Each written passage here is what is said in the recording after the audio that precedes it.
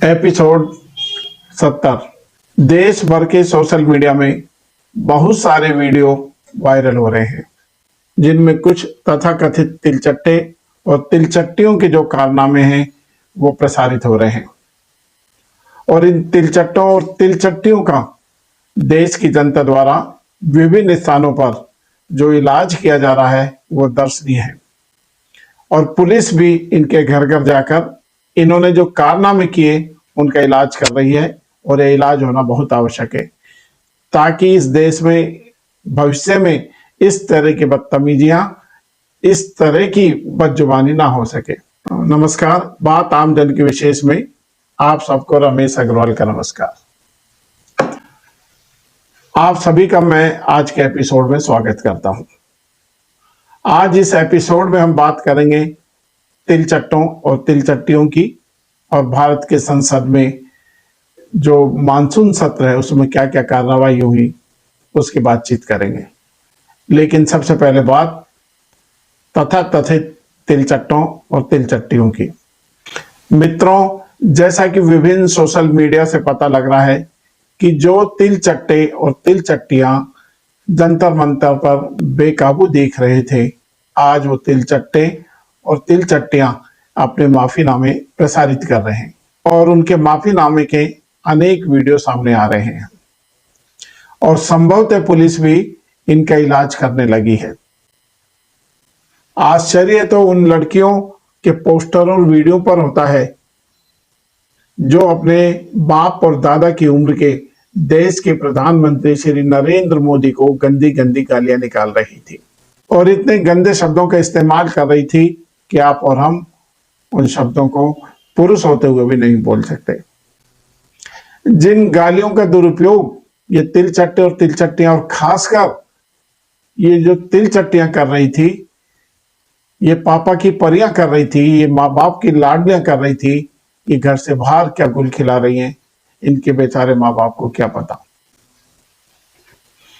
कोई जीन्स की आगे की चेन खोलकर खड़ा है, कोई अपने छाती के बटन खोलकर खड़ा है और लिख रहा है मेरा शरीर, मैं कुछ भी करूं। और अपने विभिन्न तरह के शरीर के अंगों का, जो भी अंगों का ये प्रदर्शन कर सकते हैं, उन अंगों का प्रदर्शन कर रहे हैं।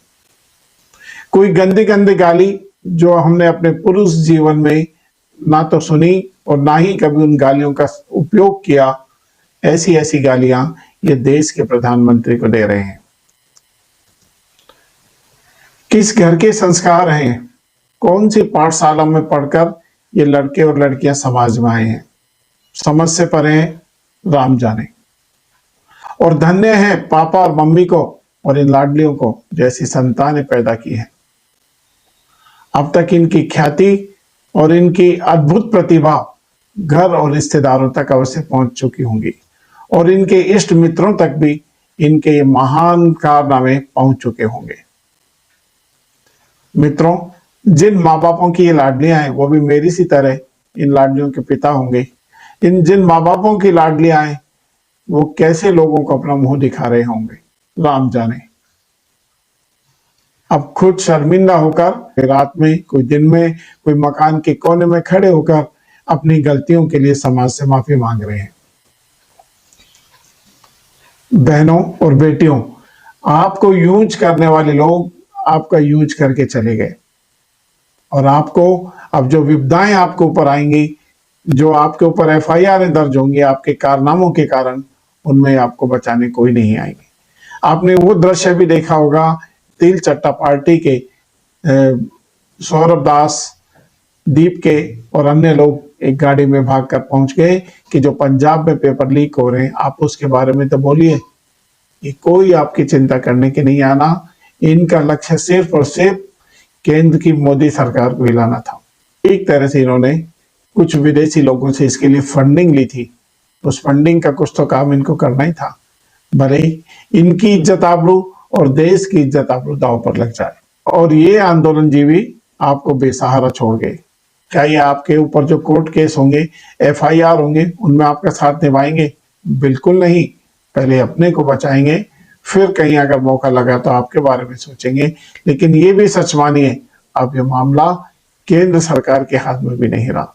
किसी भी मंत्री ने, किसी भी मिनिस्टर ने आपसे कोई भी वादा किया हो, अब ये मामला माननीय सुप्रीम कोर्ट के अधीन चला गया है। और ये एक तरह से अच्छा ही रहा कि इनका इलाज सिर्फ और सिर्फ सुप्रीम कोर्ट कर सकता है, और कोई भी मंत्री, कोई भी सरकार माननीय सुप्रीम कोर्ट से ऊपर नहीं है, और ना भविष्य में थी और ना होगी। मित्रों, भविष्य में भी आंदोलन होंगे, लेकिन हमको आंदोलन का नेतृत्व करने वाले लोगों की मानसिकता को समझना चाहिए कि उसके पीछे उनकी मानसिकता क्या है। उनके एजेंडे को समझना चाहिए कि इस आंदोलन के पीछे उनका छिपा हुआ एजेंडा क्या है। आंख मूंद कर किसी का हमको पिछलग्गू नहीं बनना चाहिए। मित्रों, देश में आजादी के बाद 1974-75 में बिहार से शुरू हुआ था लोक नायक जयप्रकाश नारायण का आंदोलन, और यह आंदोलन छात्रों का ही आंदोलन था। हालांकि इसमें आम पब्लिक भी शामिल थी, लेकिन ज्यादातर इस आंदोलन में छात्र आंदोलन ही था। उसमें भी हमने इस तरह की बदतमीजी और इस तरह की बेजुबानी नहीं देखी थी। और जयप्रकाश नारायण के इस आंदोलन ने देश की सत्ता को बदल दिया था। और अब आप जिन्होंने जंतर मंतर पर अपनी बदजुबानी की, आप क्या बदल पाएंगे? कुछ भी तो नहीं। 1979 से 1985 तक असम आंदोलन, जो कि विदेशी घुसपैठियों के खिलाफ आसू के नेतृत्व में 6 साल चला था, और छात्र ही इस आंदोलन की रीढ़ थे, लेकिन वहां भी इस तरह की बदजुबानी नहीं थी।